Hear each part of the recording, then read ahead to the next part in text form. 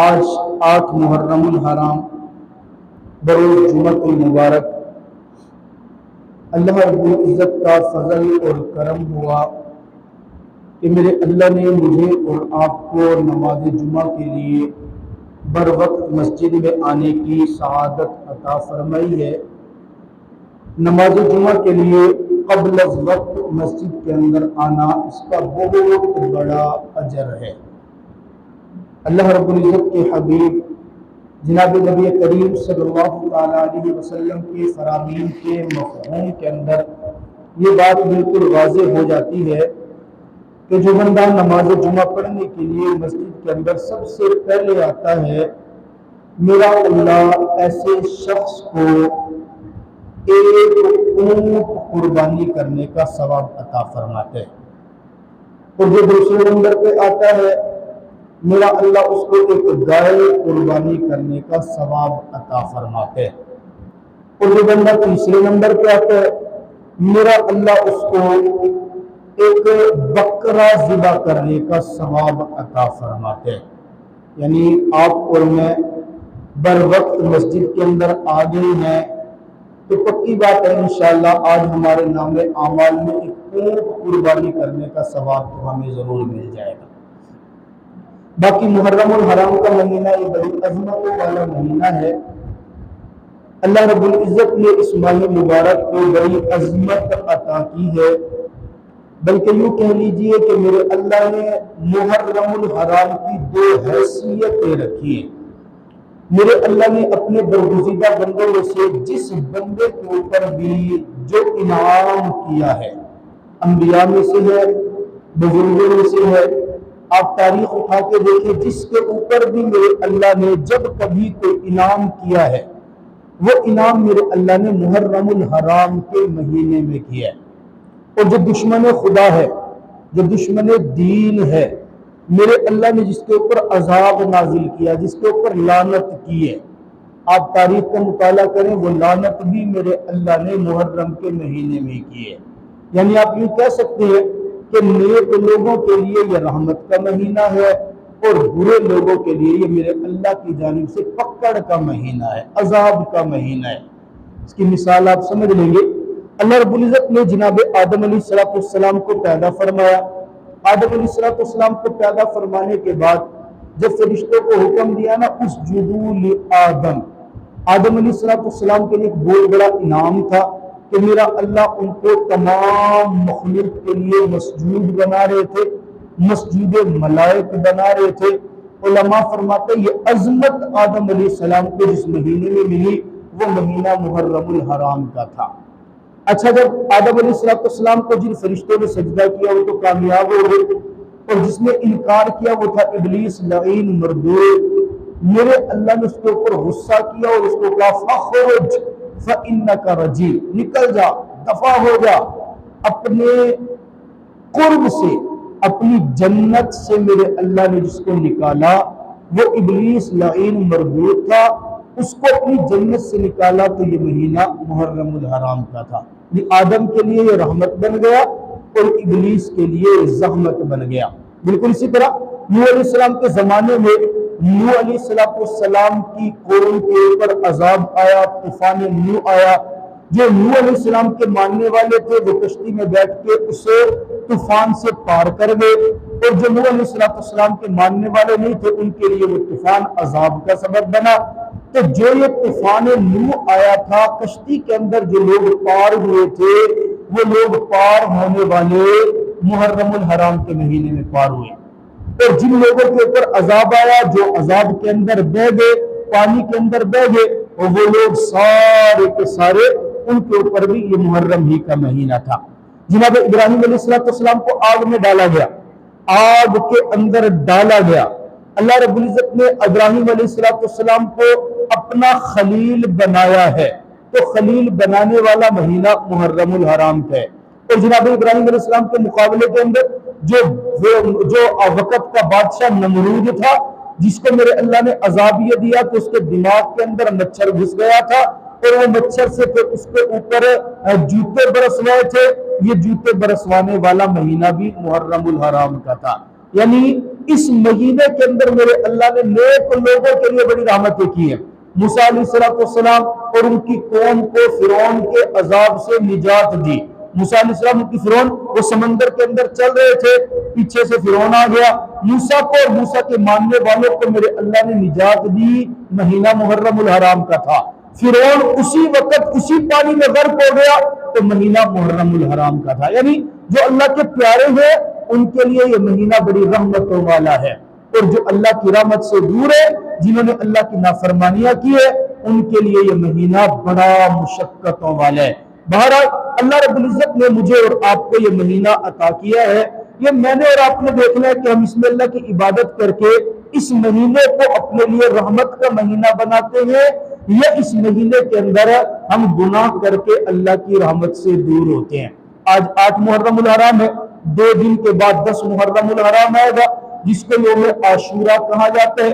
10 محرم الحرام کی ویسے تو بہت زیادہ اہمیت ہے، لیکن تمام اہمیتوں کے اندر سے اہمیت یہ بھی ہے کہ 10 محرم الحرام کو میرے آقا کے پیارے نواسے جناب حضرت امام حسین رضی اللہ تعالی عنہ اس دنیا سے شہادت فرما کے وہ اللہ رب العزت کے پاس چلے گئے۔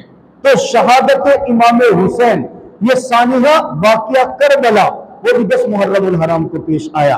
10 محرم الحرام یہ وہ دن ہے کہ جس دن کو ہر سال ہر مسلمان اپنے اپنے انداز میں مناتے ہیں۔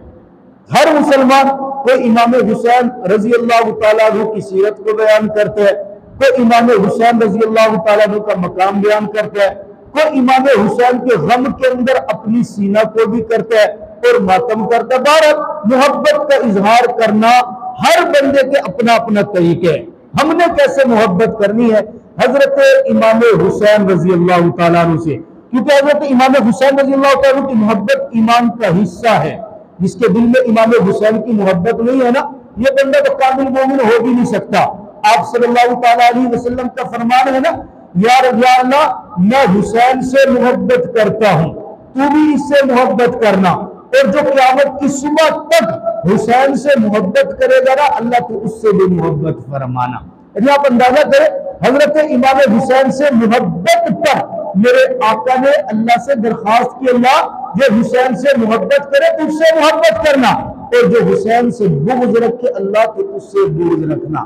اب آپ اندازہ کریں جس سے اللہ بغض رکھ لے، جس سے اللہ محبت کرے، اس کا عالم کیا ہوگا۔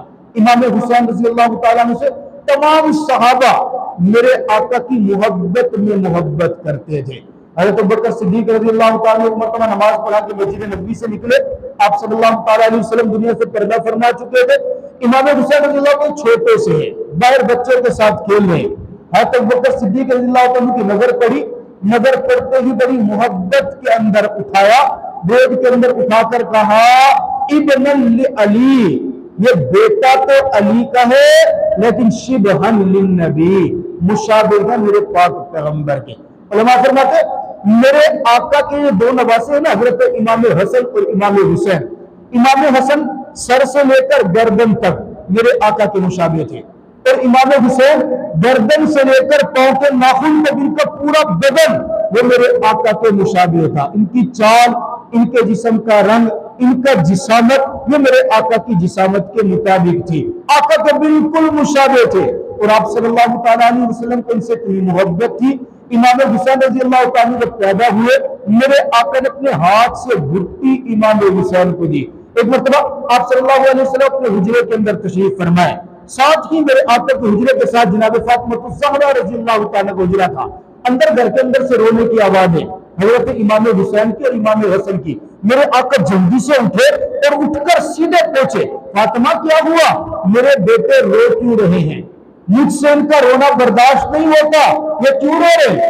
ابا جان ان کو بھوک لگی ہے، یہ بھوک کی وجہ سے۔ اچھا، سامنے بکری بنی ہوئی تھی، میرے آقا گئے خود اپنے ہاتھ سے بکری کے تھنوں سے دودھ نکالا اور دودھ نکال کے امام حسن اور امام حسین کو دودھ پلایا اور پلا کے کہا فاطمہ میرے ان بیٹوں کو تکلیف نہ دیا کرو، مجھ محمد کو ان کی تکلیف برداشت نہیں ہوتی۔ آپ صلی اللہ علیہ وسلم مسجد نبی کے منبر پہ بیٹھے ہیں، اندازہ کرے منبر کے اوپر میرے آقا بیٹھے، صحابہ سامنے بیٹھے، گفتگو ہو رہی ہے، آقا واعظ فرما رہے ہیں، بیان کر رہے ہیں، خطبہ دے رہے ہیں۔ سامنے مسجد نبی کے دروازے سے سرخ رنگ کا جوڑا امام حسین رضی اللہ تعالیٰ نے پہنا ہوئے اور پہن کے چھوٹے سے بچے چلتے ہوئے آ رہے ہیں۔ اب جیسے مسجد کے صحن میں پہنچے، دھوپ تھی، گرمی تھی، پاؤں گرمی کی وجہ سے زمین تپش گرم ہو گئی، پاؤں جلنے لگے۔ آپ صلی اللہ علیہ وسلم خطبے پہ دے رہے تھے، خطبہ دیتے دیتے منبر چھوڑا اور منبر چھوڑ کے سیدھا پہنچ گئے۔ حضرت امام حسین رضی اللہ عنہ کو اٹھایا اور اٹھا کر اپنے ساتھ میں منبر کے اوپر بٹھایا اور منبر کے اوپر بٹھا کر فرمانے لگے، اللہ تم نے سچ کہا، انما اموالکم و اولادکم فتنہ، لوگوں تمہارے مال بھی اور تمہاری اولاد بھی فتنہ ہے۔ اللہ دیکھ، میں محمد اپنے بیٹے کے پاؤں جلتے برداشت نہیں کر سکا، مجھے اپنے اس بچے سے محبت اتنی ہے۔ پھر مسکرا کے فرمایا، لوگوں الحسین منی وانا من الحسین، یاد رکھنا حسین مجھ سے ہے، میں حسین سے ہوں، میں حسین سے محبت کرتا ہوں۔ اللہ جو حسین سے محبت کرے تو بھی اس سے محبت فرمانا۔ اور صحابہ کرام رضوان اللہ تعالیٰ علیہ مجمعین میرے آقا کی حدیث کے اوپر بڑا عمل کرتے تھے، محبت کرتے۔ ایک مرتبہ جنازے پہ گئے، حضرت ابو ہریرہ رضی اللہ تعالیٰ عنہ حضرت امام حسین رضی اللہ تعالیٰ کے ساتھ کسی جنازے پہ تشریف لے گئے۔ حضرت ابو ہریرہ عام صحابی نہیں ہے، میرے آقا کے وہ صحابی ہے جنہوں نے اپنا گھر بار سب کچھ میرے پیغمبر کے دین سیکھنے کے لیے چھوڑ دیا تھا۔ 5000 احادیث آپ کو احادیث کی کتابوں کے اندر ملے گی جن کو نقل کرنے والے حضرت ابو ہریرہ رضی اللہ تعالیٰ عنہ ہے۔ جنازہ پڑھ کے واپس ہے، تو جب جنازہ پڑھ کے واپس ہے تو حضرت امام حسین رضی اللہ تعالیٰ عنہ آ کے چارپائی پہ اس انداز سے بیٹھے کہ خود چارپائی پہ بیٹھے اور یہ پاؤں زمین پہ لٹکا دیے۔ اب تھکے ہوئے تھے، چلنے کی وجہ سے پاؤں کے اوپر گرد جم گئی، مٹی جمی۔ حضرت ابو ہریرہ رضی اللہ تعالیٰ عنہ آئے، اتنی جرت نہیں کی کہ حضرت امام حسین کے برابر میں بیٹھ جائیں، یہ جرت نہیں کی، ادب ہے نا، ایسی جرت نہیں کی کہ حضرت ابو ہریرہ عمر میں بڑے ہیں، میرے آقا کے ساتھ عرصہ زیادہ گزرا ہے، آقا سے حدیثیں زیادہ حاصل کی ہے، لیکن خاندان تو خاندان ہے نا، خون تو میرے پیغمبر کا امام حسین میں برابر نہیں بیٹھے، بلکہ یہ پاؤں کے اندر بیٹھ گئے۔ اب حضرت امام حسین اوپر بیٹھے، حضرت ابو ہریرہ نیچے بیٹھے۔ بعض روایات میں اپنے سر کی پگڑی اتاری اور پگڑی اتار کے یوں ہاتھ کے اندر پکڑی، امام حسین کا یوں پاؤں پکڑا اور پاؤں کے اوپر سے یوں مٹی جھاڑنے لگے۔ اور بعض روایات کے اندر آتا نہیں، سر کی پگڑی نہیں تھی، کندھے کے اوپر جو کپڑا تھا اس کپڑے کو اتارا، پاؤں مبارک کے امام حسین کو پکڑا اور یوں مٹی جھاڑنے لگے۔ حضرت ابو ہریرہ رضی اللہ تعالیٰ عنہ نے جب مٹی جھاڑنے لگے تو حضرت امام حسین نے پاؤں کھینچ لیا اور پاؤں کھینچ کے کہا، چچا جان کیوں گناہگار کر رہے ہیں؟ آپ میرے نانا کے شاگرد ہیں، آپ مجھ سے عمر میں بڑے ہیں، آپ میرے والد کے ساتھ رہے، آپ نے میرے نانا سے براہ راست علم حاصل کیے، آپ میرے پاؤں سے مٹی صاف کر رہے ہیں آپ کے بچوں کی طرح۔ اگر جواب سنیے، حضرت ابو ہریرہ رضی اللہ تعالیٰ عنہ مسکرا کے فرماتے ہیں، بیٹا جس نانا کا تو ذکر کر رہا ہے نا، اسی نانا کا حکم ہے، حسین مجھ سے ہے، میں حسین سے ہوں، اللہ میں حسین سے محبت کرتا ہوں، جو اس سے محبت کرے تو اس سے محبت کرنا، تیرے نانا کا حکم ہے، میں تو اس لیے تجھ سے محبت کر رہا ہوں۔ یعنی یہ حضرت امام حسین رضی زندگی کے اندر 25 حج کیے ہیں اور 25 کے 25 حج پیدل کیے۔ ایک حج پہ جا رہے حضرت عبداللہ بن عباس رضی اللہ تعالیٰ عنہ، حضرت امام حسین رضی اللہ عنہ حج پہ جا رہے، حضرت عبداللہ بن عباس رضی اللہ عنہ کے پاس سواری ہے، وہ اونٹ کے اوپر سوار ہو کے جا رہے اور حضرت امام حسین رضی اللہ عنہ پیدل جا رہے۔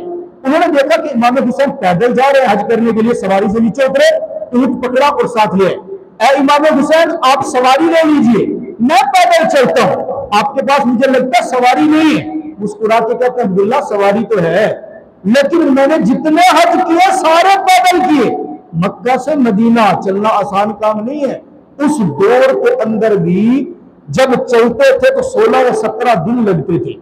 آج کل بھی اگر آپ جائیں تو 4 سے 5 گھنٹے تیز گاڑیاں، بہترین روڈ، 5 گھنٹے میکسیمم پھر بھی لگتے ہیں۔ میرے پاس سواری ہے، پھر آپ سواری پہ سوار کیوں نہیں ہوتے؟ آپ میرے اونٹ پہ سوار ہو جائے، میں پیدل چلتا ہوں۔ مسکرا کے کہتے ہیں، مجھے حیات ہے، مجھے حیات ہے، ادھر حج کرنے جاؤں تو اللہ کا گھر ہے، واپس آتا ہوں تو میرے نانا کا روز ہے، جب مکہ کی طرف جاتا ہوں رب کے گھر سے مجھے حیات ہے کہ سامنے رب کا گھر ہے، میں سواری پہ سوار ہو کے جاؤں۔ اس لیے میں پیدل جاتا ہوں.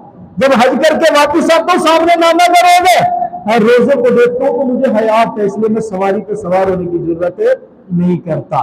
یہ محبت ہے. حضرت امام حسین رضی اللہ عنہ آپ صلی اللہ علیہ وسلم جب دنیا سے پردہ فرما گئے نا، آپ صلی اللہ علیہ وسلم کی دنیا سے پردہ فرمانے کے بعد قد اظلم المدینہ، کل میں واقعہ بیان کرتے ہوئے کہہ رہا تھا آج بھی جو بندے عمرے پہ جاتے ہیں حج پہ جاتے ہیں نا، آپ یقین کرو اللہ آپ کو لے جائے، یہ منظر بندہ الفاظ میں بیان کر ہی نہیں سکتا. جب بندہ مدینہ منورہ کے اندر 10 دن یا 12 دن گزارنے کے بعد واپس آ رہا ہوتا ہے، آخری سلام روزے رسول پہ پیش کرنے لگے نا، خدا کی قسم بندے میں ہمت نہیں ہوتی کہ وہ پاؤں اٹھائے، پاؤں اٹھتا ہی نہیں ہے. بندہ روزے رسول پہ آخری سلام پیش کر کے نکلنا چاہے، دل نہیں چاہتا مسجد نبوی کو چھوڑنے کو، روزے رسول سے دور ہونے کی ہمت نہیں ہوتی. آج 1500 سال کے بعد میرے آقا کے روزے میں اتنی کشش ہے، جنہوں نے میرے آقا کے چہرے کی زیارت کی ہوگی ان کا عالم کیا ہوگا، جنہوں نے میرے آقا کے اوپر اترتا قرآن دیکھا ہوگا ان کا عالم کیا ہوگا. آپ صلی اللہ علیہ وسلم کی وفات کی خبر مدینہ منورہ کے اندر پھیلی، یہ عالم ہے نا میرے آقا کی محبت. حضرت عمر رضی اللہ کی تلوار کھینچ لی اور تلوار کھینچ کے کہتے ہیں ایھا الناس، لوگوں کان کھول کے سن لو، آج کے دن جس نے کہہ دیا نا محمد دنیا سے چلا گیا، رب کعبہ کی قسم میں اپنی تلوار سے اس کی گردن اڑا دوں گا. ہوش کھو بیٹھے تھے. ایک صحابی مدینہ منورہ کے دیہات کے اندر بکریاں چرا رہے ہیں، کسی نے جا کے بتایا آپ یہاں بکریاں چرا رہے ہو، ادھر آپ کے پیغمبر آپ کے نبی دنیا سے چلے گئے. بھاگتے ہوئے مدینہ منورہ کی قریب ترین سرحد جو شہر کے قریب تھی، وہاں کھڑے ہو کے تحقیق کی، خبر سچی ہے، پتہ چلا سچی ہے. یہ آپ پہ ہاتھ رکھے، ہاتھ رکھ کے آسمان کی طرف دیکھے کہ اللہ یہ آنکھیں صرف اس لیے تھی میں مدینہ آتا تھا تو تیرے پیغمبر کی زیارت کرنے کے لیے، اللہ آج تیرا پیغمبر دنیا میں نہیں نہ رہا تو میری ان آنکھوں کا بھی دنیا میں رہنے کا کوئی فائدہ نہیں ہے. اللہ میری ان آنکھوں کو واپس لے لے، میں کل قیامت والے دن جب تیرے پاس آؤں تو اس طرح آؤں آج نظر بد ہو تو تیرے پیغمبر کی زیارت کے بعد کل مجھے بینائی ملے تو تیرے پیغمبر کا چہرہ دیکھتے ہوئے. محبت. اور حدیث مبارکہ میں جب ہاتھ اٹھا کے نیچے کیے نا تو آنکھوں سے بینائی جا چکی تھی، موجود نہیں تھی، آنکھیں نابینا ہو چکے تھے. آپ صلی اللہ علیہ وسلم کی وفات کے بعد حضرت بلال حبشی رضی اللہ تعالیٰ مسجد نبی کے اندر اذان دیتے تھے. اذان دینے کے لیے کھڑے ہوئے، اذان پڑھی اشہد ان لا الہ الا اللہ اشہد ان محمد، پہلا دن ہے میرے آقا کی وفات مبارکہ کے بعد. وہی غش کھایا، بے ہوش ہو گئے، بے ہوش ہو کے گرے، صحابہ نے اٹھایا، ہوش میں لائے. بلال کیا ہوا؟ اذان کو پہلی مرتبہ تو نہیں دے رہے تھے، آپ نے تو سینکڑوں مرتبہ اذان دی ہے، آج کیا ہو گیا کہ اشہد ان محمد رسول اللہ، آپ بے ہوش ہو گئے. ہوش میں آئے تو سسکیاں بندی اور روتے ہوئے کہتے لوگوں جب میں پہلے کبھی اذان دیتا تھا نا اور اذان دیتے ہوئے میں بولتا تھا اشہد ان محمد رسول اللہ، یہاں سامنے منبر کے اوپر مجھے رسول اللہ کے چہرے کی زیارت ہوا کرتی. آج پہلی مرتبہ ہوا کہ میں بلال اذان دے رہا ہوں تو اذان دیتے وقت جب میں نے اشہد ان محمد رسول اللہ کہا سامنے میرے آقا کا چہرہ نہیں ہے. مجھ سے جدائی برداشت نہیں ہے، میں اس لیے بے ہوش ہو گئی. میں عرض کر رہا ہوں جو آج جاتا ہے روزے رسول کے پاس 10 دن گزار لے وہاں اس سے جدا نہیں ہو جاتا. جس نے زندگی میرے آقا کے ساتھ گزاری ہو، جس نے چلنا پھرنا میرے آقا کے ساتھ کیا ہو، جس نے میرے آقا کے ساتھ بیٹھ کے کھانا کھایا ہو، جس نے میرے آقا کی اقتداء میں نمازیں پڑھی ہو، اس نے جب سنا ہوگا نا میرے آقا دنیا سے چلے گئے حالم کیا ہو. چھوڑ گئے، وہ آخری اذان دیا مدینہ میں، چھوڑ گئے مدینہ، چھوڑ گئے ملک شام چلے گئے. 2 سال گزر گئے، مدینہ منورہ میں واپس نہیں آئے. 2 سال گزرے. ایک رات سوئے ہوئے خواب دیکھتے ہیں، آپ صلی اللہ علیہ وسلم خواب کے اندر آتے ہیں. میرے آقا اپنے روزے مبارک کے اندر آج بھی زندہ ہے. ہم مسلمانوں کا عقیدہ ہے میرے آقا روزے مبارک کے اندر آج بھی زندہ ہے. آپ صلی اللہ تعالیٰ علیہ وسلم کو خبر آج بھی زندہ. خواب کے اندر میرے آقا آتے ہیں، حضرت بلال حبشی جملہ بولتے ہیں، جملہ تعلق ہے نا، تعلق. تو میرے آقا بولتے ہیں، خدا کی قسم خواب میں آتے ہیں. میرے آقا کیا بول رہے ہیں؟ بلال ایسے دوستیاں نہیں ہوتی ہیں، تعلق اس چیز کا نام نہیں ہے. 2 سال ہو گئے یار کبھی ملنے ہی نہیں آئے، 2 سال ہو گئے کبھی ملاقات کے لیے بھی نہیں آئے. کیا وہ وقت تھا کہ مجھ محمد کی خاطر آپ کوڑے برداشت کرتے تھے، اپنے بدن سے خون نکلواتے تھے، تپتی ریت پہ لیٹ جاتے تھے، بھاری بھرکم پتھر سینے پہ برداشت کرتے، اپنے بدن سے نکلنے والے خون اور چربی سے آگ کے انگارے بجھا کے اب کیا ہو گیا 2 سال ہو گئے ملنے کے لیے بھی نہیں ہے. اس لیے تو حدیث مبارکہ میں آتا ہے نا جو بندہ وہاں روز رسول پہ جا کے آپ صلی اللہ تعالیٰ علیہ وسلم کو سلام پیش کرتا ہے میرے آقا فرماتا ہے میں اس کا سلام سنتا بھی ہوں اور جواب بھی دیتا ہوں. میں سلام خود سنتا بھی ہوں اور جواب بھی دیتا ہوں. جو دور سے میرے پر درود پاک پڑھتا ہے نا وہ درود میرے پاس میرا اللہ فرشتوں کے ذریعے پہنچاتا ہے. اس لیے اللہ سے دعا مانگنی چاہیے. اللہ وسائل تو نہیں ہمیں ایک مرتبہ روز رسول پہ ضرور لے جانا. تو تھوڑا دوسرے بار کا میرا آقا فرماتے ہیں ہمت ہو نا ہمت ہو اگر وسعت ہو اگر ممکن ہو سکے کوشش کرنا میرے مدینے میں آ کے مرنا. یہ میرے آقا کی حدیث ہے سچی. اگر کسی کے پاس ہمت ہو وسعت ہو تو وہ میرے مدینے میں آ کے مرے میرے مدینے کے اندر دفن ہو. جو میرے مدینے کے اندر آ کے فوت ہو گیا نا اور مدینہ کی زمین میں دفن ہوا میں محمد اپنے ذمے لیتا ہوں کل اللہ کے سامنے اس کی سفارش کر کے جنت اس سے ضرور لے کر کے دے دوں گا. وہ افسر صاحب کا فرو حضرت بلال حبشی رضی اللہ کو 2 سال کے بعد خواب کے اندر جب دیکھتے ہیں نا اسی وقت اٹھتے ہیں. صبح کا انتظار نہیں کیا اسی وقت اٹھے سامان باندھا اور سامان باندھ کے مدینہ منورہ مسلسل سفر کیا اور رات دن سفر کر کے مدینہ منورہ پہنچے. مسجد نبوی میں جب پہنچے تو تہجد کی نماز کا وقت ہے. حضرت امام حسن اور امام حسین رضی اللہ عنہ کا مقام بتا رہا تہجد کی نماز کا وقت ہے. دروازے کے اندر داخل ہو رہے ادھر وہ تہجد کی نماز پڑھ رہے.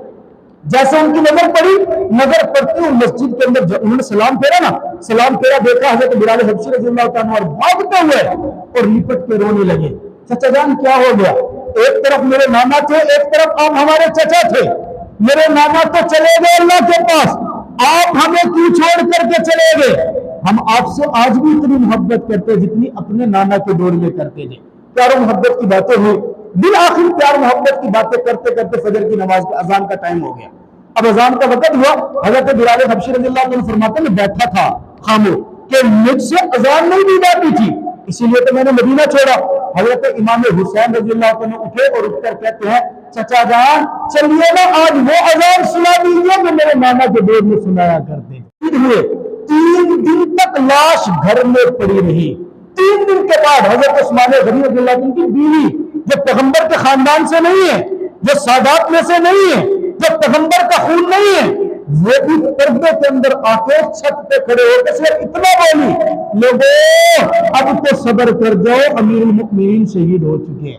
کیسے مان لیں کہ کربلا کے اندر میرے پیغمبر کے خاندان کی عورتوں کے سر سے دوپٹے تھے اور یقین کریں یزید نے ظلم کیا یزید کے ماننے والوں نے ظلم کیا یہ حقیقت بات ہے. حضرت امام حسین رضی اللہ عنہ کے سر مبارک کو بدن سے اتار دیا گیا. جسد اطہر حضرت امام حسین رضی اللہ عنہ کا الگ مدفون ہے اور سر مبارک الگ ہے. یہ واحد ایسے میرے پیغمبر کے صحابی ہے پیغمبر کے نواسے وہ ہونٹ جن کو میرے پیغمبر چوسا کرتے تھے وہ ہونٹ جن کے اوپر میرے پیغمبر بوسہ دیا کرتے تھے ان پیغمبر کے ان ہونٹوں کے اوپر ابن زیاد نے جب وہ چھڑی لگائی ہوگی کیا رب کا قہر نہیں برسا ہوگا؟ بہرحال اللہ مجھے اور آپ کو امام حسین رضی اللہ تعالیٰ سے محبت کرنے کی توفیق عطا فرمائے. 10 محرم الحرام کو 2 کام کرنے کے ہیں اور بہت